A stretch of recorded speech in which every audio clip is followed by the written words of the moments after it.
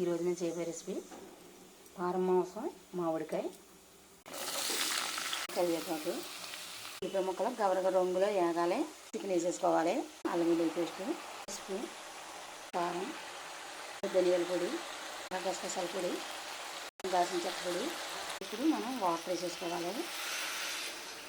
6 whistles వస్తే బాగుంటుంది మా చికెన్. పోయింది. ఇప్పుడు ఇందులో మనం మామిడికాయ ముక్కలు వేసేసుకుందాం. ఓకే, చికెన్ మామిడికాయ కూర దగ్గర పడిపోయింది.